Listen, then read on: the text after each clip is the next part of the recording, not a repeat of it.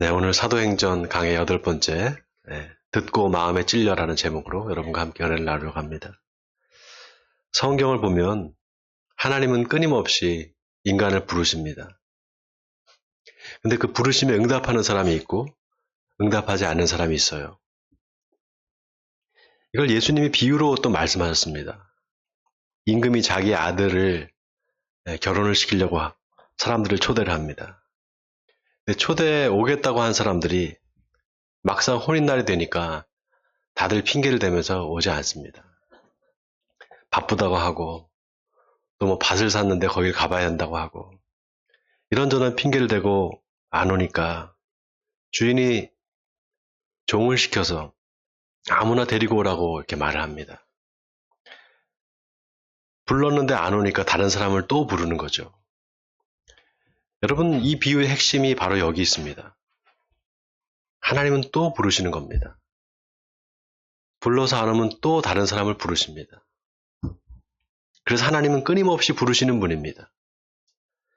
그 증거가요, 구약에 보면은 하나님이 아브라함을 부르시잖아요. 또 애굽에서 종살이 하던 이스라엘 백성들을 부르십니다. 근데 가나안 땅에 들어간 이스라엘 백성들이 하나님을 떠나서 우상 숭배를 합니다. 하나님이 나에게 돌아오라고 다시 또 부르십니다. 근데 이스라엘 백성들이 말을 듣지 않습니다. 결국 이스라엘 백성들이 바벨론에 잡혀가서 70년 동안 종살이를 하죠. 근데 하나님이 다시 그들을 회복시켜 주십니다. 이스라엘 백성들은 또 하나님을 떠납니다. 신약에 들어와서 예수님이 오셔서 다시 사람들을 부르십니다. 하나님의 나라가 가까이 왔으니 회개하고 복음을 믿으라. 그런데 이번에는 부르심을 거절하는 정도가 아니라 아예 십자가에 매달아 죽여버립니다. 이것도 예수님이 미리 비유로 말씀해 주셨습니다. 포도원 주인이 아들을 보내니까 농부들이 그 아들을 보면서 저거 그 아들이 아니냐, 저거를 죽이고 우리가 포도원을 차지하자. 그리고 포도원 밖에 끌어내서 죽였다는 겁니다. 그런데 여러분, 놀라운 게 성령이 오셨단 말이죠. 성령이 오셔서 다시 사람들을 부르십니다. 하나님이 말세에 하나님의 영을 모든 육체에 부어주겠다. 누구든지 회개하면 다 죄사함을 받고 구원을 얻을 거다. 다시 성령이 우리들을 부르시는 겁니다. 여러분, 하나님이 얼마나 대단한 분이십니까? 얼마나 사랑이 많으신 분입니까? 놀라운 게 오늘 본문의 베드로가 너희가 십자가에 못 박아 죽인 예수가 바로 그리스도다. 유대인들이 그 말을 듣고 마음에 찔려서 우리가 어찌할꼬 이렇게 말합니다. 우리가 어찌할꼬. 여러분, 이 말이 아주 의미심장한 말입니다. 우리가 어찌할꼬. 여러분, 어디서 많이 들어보지 않았습니까? 이 말 어디서 많이 들어보지 않았습니까? 세례 요한이 요단강에서 세례를 베풀 때 유대인들이 구름대처럼 몰려오니까 세례 요한이 뭐라고 말합니까? 이 독사의 자식들아, 누가 너희한테 일러 장차 올 진노를 피하라 하더냐? 회개에 합당한 열매를 맺으라 이렇게 말합니다. 그때 유대인들이 우리가 무엇을 하리이까 이렇게 말합니다. 자, 우리가 어찌할꼬 또 우리가 무엇을 하리이까? 둘 다 내가 뭘 어떻게 해야 합니까? 내가 뭘 어째야 합니까? 실천을 요구하는 실존적인 물음입니다. 근데 둘 사이에 중요한 차이가 있습니다. 우리가 무엇을 하리이까는 회개에 합당한 삶이 무엇인가를 물어보는 겁니다. 반면에 우리가 어찌할 거는 우리가 이미 잘못했는데, 이미 죄를 졌는데 어떻게 합니까? 그래도 구원받을 길이 있겠습니까? 이 물음입니다. 자, 그 질문에 베드로가 뭐라고 답을 하는가? 38절에 베드로가 이르되 너희가 회개하여 각각 예수 그리스도의 이름으로 세례를 받고 죄사함을 받으라. 그리하면 성령의 선물을 받으리니 이 약속은 너희와 너희 자녀와 모든 먼 데 사람 곧 주 우리 하나님이 얼마든지 부르시는 자들에게 하신 것이라. 이렇게 말합니다. 자, 여기 우리 하나님이 얼마든지 부르시는 자들, 이 말이 의미심장합니다. 자, 하나님이 얼마든지 부르신다. 여러분, 이 말이 무슨 뜻일까요? 하나님이 어떤 사람을 불러요. 근데 그 사람이 응답을 하지 않아요. 그러면 하나님이 다른 사람을 부르신다는 겁니다. 여러분, 하나님은 얼마든지 부르시는 분입니다. 그런데 그 부르심에 응답하는 사람이 있고 응답하지 않는 사람이 있습니다. 응답하지 않는 사람한테 하나님의 부르심이 어떤 의미가 있을까요? 응답하지 않는 사람, 그 사람한테 하나님의 부르심이 어떤 의미가 있을까요? 아무런 의미가 없습니다. 목회를 하면서 제가 깨달은 사실이 하나 있어요. 그거는 사람이 잘 안 바뀐다는 거예요. 설교를 듣고 아멘하고 은혜를 받았다고 하는데 여전히 그 삶이 바뀌지 않습니다. 왜 그럴까? 제가 내린 결론은 바뀌고 싶지 않은 거예요. 그냥 그대로 살고 싶은 겁니다. 여러분, 회개는 방향을 바꾸는 겁니다. 방향? 이걸 다른 말로 하면 태도입니다. 내가 지금까지 해왔던 내 삶의 방식과 태도를 바꾸는 거, 그게 바로 회개입니다. 아멘입니까, 여러분? 그러니 그게 쉽겠습니까? 지금까지 해왔던 내 방식과 태도를 어떻게 바꾸려고 하겠습니까? 어렵죠.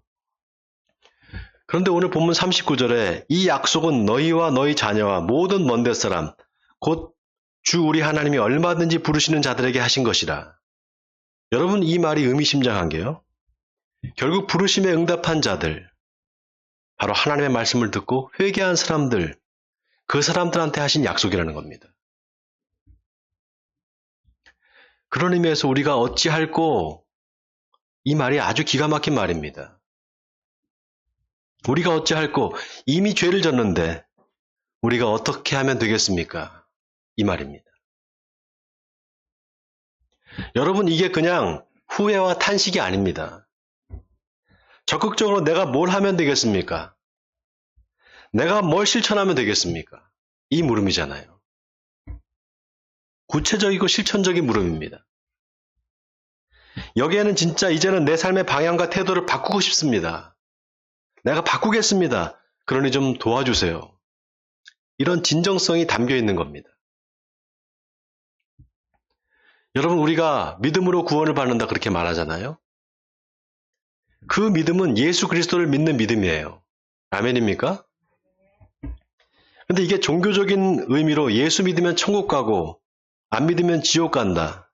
이런 단순한 의미로만 생각하면 안 됩니다.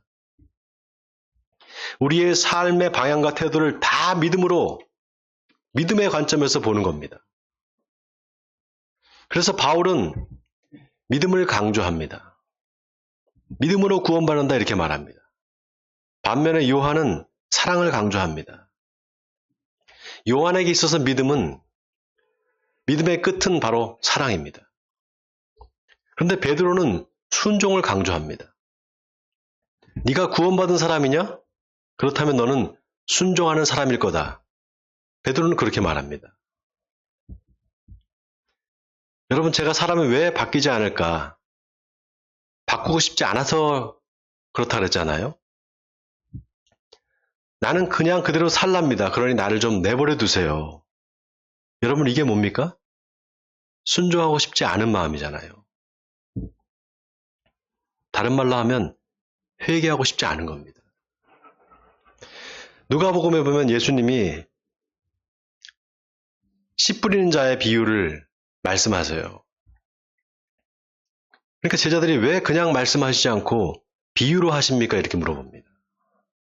그때 예수님이 천국의 비밀을 아는 것이 너희에게는 허락되었으되 그들에게는 아니 되었나니 이는 그들로 보아도 보지 못하고 들어도 깨닫지 못하게 하려 함이라 이렇게 말합니다. 마태복음에 보면은 그들이 마음으로 깨닫고 돌아와 내게 고침을 받을까 두려워함이라 이렇게 나와 있습니다. 저는 처음에 이 말이 하나님이 일부러 눈을 가려서 깨닫지 못하게 한다는 말인가? 좀 너무한 거 아닌가? 이런 생각을 했습니다. 나중에 알고 보니까 그런 뜻이 아니에요. 이 말은 비유 때문에 깨닫지 못한다는 게 아니라 깨닫지 않으려는 태도가 비유 안에 드러난다 이 말입니다. 그들이 마음으로 깨닫고 돌아와 내게 고침을 받을까 두려워함이라 그랬단 말이죠. 깨닫는 거? 이거는 좋은데 고침받는 거는 싫다는 겁니다. 이 말은 치유 자체가 두려운 게 아니라 치유가 요구하는 변화를 두려워한다는 겁니다. 이걸 다른 말로 하면은요, 회개하는 거 좋다 이거예요. 근데 회개에 따른 삶의 전환은 싫다는 겁니다. 그러니까 삶이 바뀌지 않는 겁니다. 이스라엘 백성들이 애굽에서 나와서 이제 자유인이 됐잖아요. 근데 가나안 땅에 들어가기까지 40년이 걸렸어요. 4일이면 충분한 거리입니다. 근데 40년을 광야에서 살아야 했어요. 자유를 얻은 것보다 자유인으로 사는 게 훨씬 어려운 겁니다. 예수님이 10명의 나병 환자를 고쳐줬는데 단 한 사람, 사마리아 사람만 예수님께 돌아오잖아요. 예수님이 이 이방인 외에는 하나님께 영광을 돌리러 돌아온 자가 없느냐 그럽니다. 돌아온 자가 없느냐, 다른 말로 하면 회개한 자가 없느냐 이 말입니다. 삶의 방향과 태도를 바꾼 사람이 이 한 사람밖에 없느냐 이 말이에요. 그리고는 내 믿음이 너를 구원하였느니라 이렇게 말합니다. 뭘 말씀하는 겁니까? 병 고침 받는 게 그게 구원이 아니라 예수님한테 돌아오는 거, 그게 구원이라는 겁니다. 여러분 병 고침 받는 거 그거 중요한 거 아닙니다. 병 고침 받잖아요?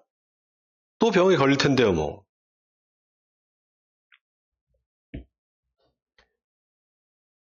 병 고침 받는 게 중요한 게 아니라 내 병을 낫게 해준 그 예수님을 지금 내가 믿고 있느냐, 이게 중요합니다. 아멘입니까, 여러분? 병 고침 받아도요, 안 돌아오는 사람이 있어요. 병을 고쳐줬는데 돌아오지 않는 사람이 있습니다. 문제가 있으면 하나님을 찾는데 문제가 해결되면 그걸로 끝입니다. 여러분 하나님이 그런 사람들을 구원해 주실까요? 구원 안 해주세요. 병은 또 걸리고 문제는 다시 발생합니다.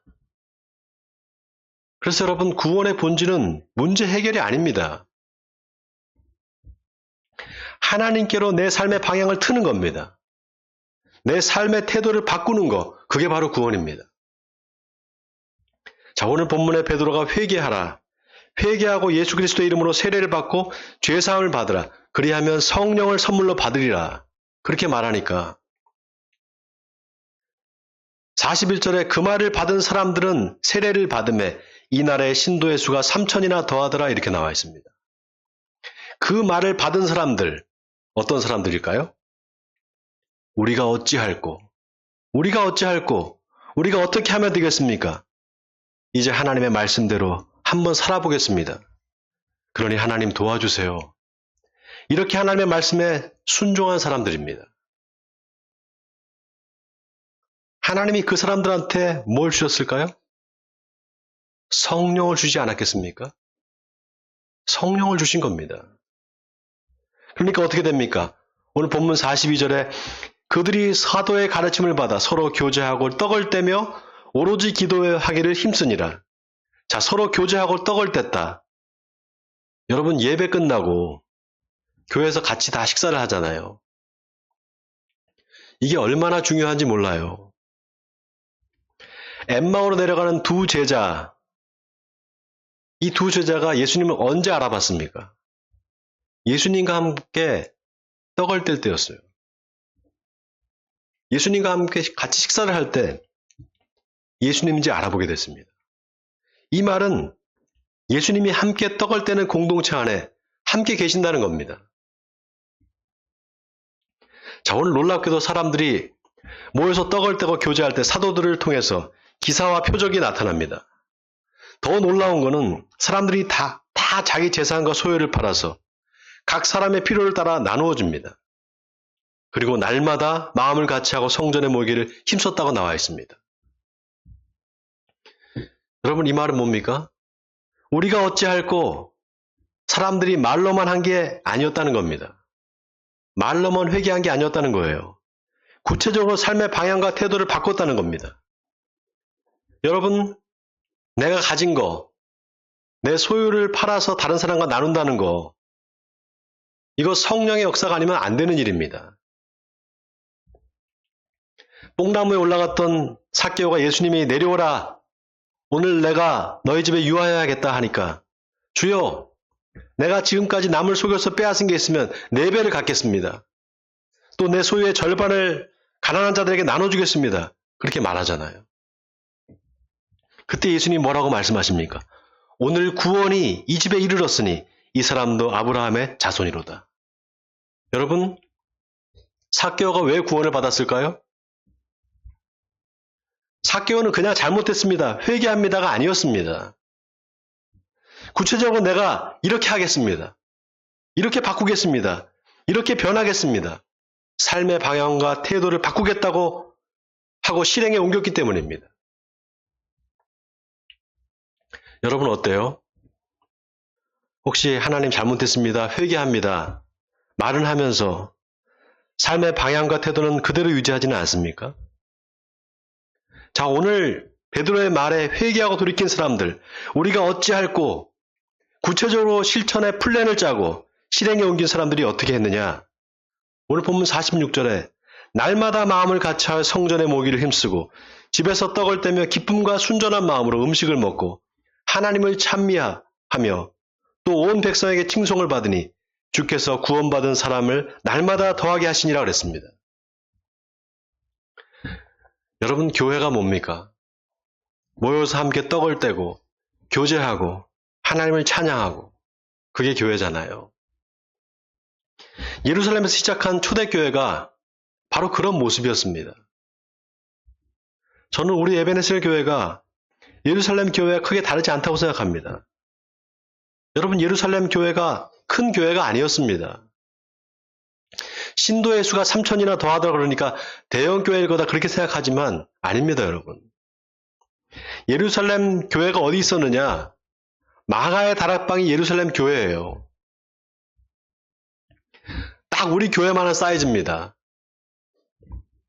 한 40평 정도밖에 안 돼요. 그리고 예루살렘 교회는 흩어지는 교회였습니다. 3,000명이 각자 자기가 살던 곳에서 공동체를 만들었습니다. 그리고 모여서 말씀을 나누고 떡을 떼며 교제를 했습니다. 코로나 이후에 많은 사람들이 교회에 나오는 걸 대수롭지 않게 생각합니다. 그냥 온라인 예배 드리면 된다 이렇게 생각합니다. 근데 여러분, 그렇지 않습니다. 말씀과 교제와 섬김이 있어야 그게 교회입니다. 말씀만 있어도 안 되고요. 교제만 있어도 안 됩니다. 섬김만 있어도 안 됩니다. 이 세 개가 다 있어야 됩니다. 그 세 개가 다 있는 교회 공동체 안에서 예수님을 만날 수 있습니다. 나는 교회 안 가도 얼마든지 신앙생활 잘할 수 있다. 천만의 말씀입니다.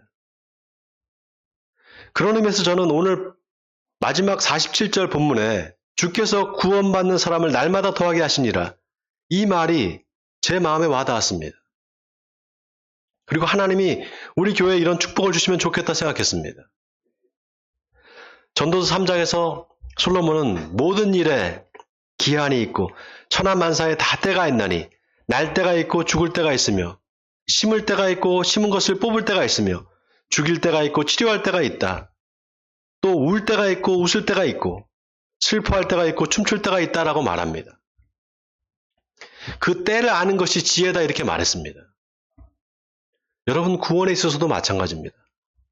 구원받을 때가 있습니다. 구원의 문이 마냥 열려 있는 것이 아닙니다. 언젠가는 닫힐 때가 옵니다. 예수님이 이것도 비유로 말씀하셨습니다. 혼인잔치에 들어가야 되는데 문이 닫혀버린 거예요. 문을 두드리면서 열어달라고 아무리 애원을 해도 닫힌 문은 열리지 않습니다. 사랑하는 성도 여러분, 하나님은 지금도 우리를 부르고 계십니다. 그 부르심에 응답하는 사람만 구원을 받습니다. 부르심에 응답한다는 건 회개한다는 겁니다. 언제 회개하느냐? 언제 회개하게 되느냐? 지금 해야 됩니다. 내 삶의 방향과 태도를 지금 수정해야 됩니다. 여러분, 근데 그게 무슨 큰 일이 아닙니다. 성령님이 인도하시는 대로 내 마음에 찔림이 있고 양심에 가책이 있으면 그거 하지 않아야 됩니다. 그렇게 아주 작은 것부터 하나씩 여러분의 삶의 태도를 바꿔보시기 바랍니다. 그럼 하나님이 여러분의 삶을 인도해 주실 것입니다. 보라, 지금은 은혜 받을 만한 때요. 보라, 지금은 구원의 날이로다. 바라기는 하나님의 부르심에 응답하시는 여러분 되시기 바랍니다. 그래서 하나님이 기뻐하시는 쪽으로 여러분의 삶의 방향을 바꾸심으로 말미암아 진리로 승리하시는 에베네셀 성도님들이 되시기를 주님의 이름으로 간절히 축원드립니다.